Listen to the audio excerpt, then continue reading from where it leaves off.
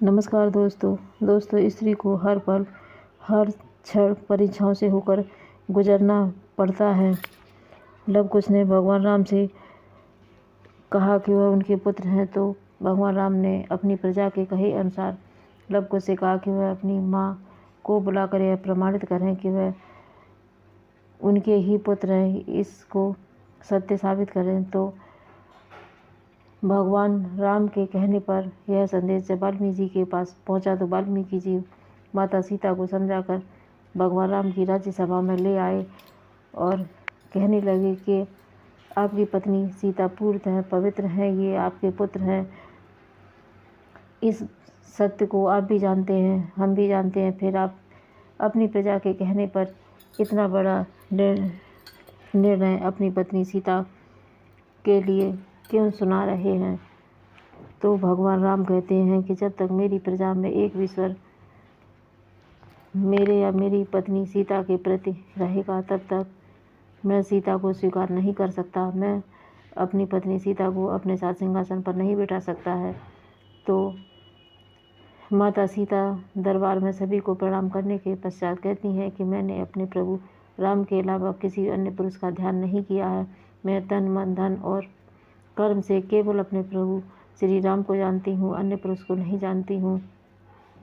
मैंने हर क्षण हर पल केवल अपने प्रभु राम का ही ध्यान किया है। अगर यह सत्य है तो मैं धरती माता से प्रार्थना करती हूँ कि मुझे अपनी गोद में स्थान दे दे। मैं इस जीवन में परीक्षा देते देते थक गई हूँ। अब मैं परीक्षा देने की स्थिति में नहीं हूँ। इसलिए हे माता पृथ्वी, अगर यह मेरी बात सत्य है तो मुझे अपनी गोद में स्थान दे दें और इस जीवन से मुझे मुक्ति दे दें।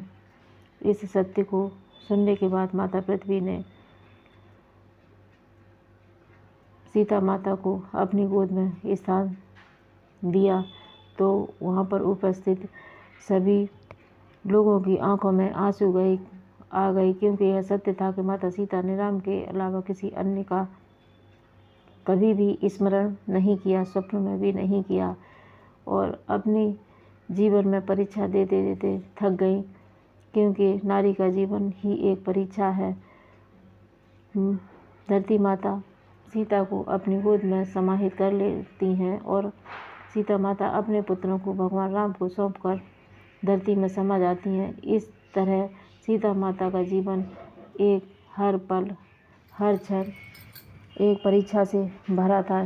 जब माता सीता परीक्षा देते देते थक गई, तो एक आम स्त्री का जीवन तो और भी कठिन है।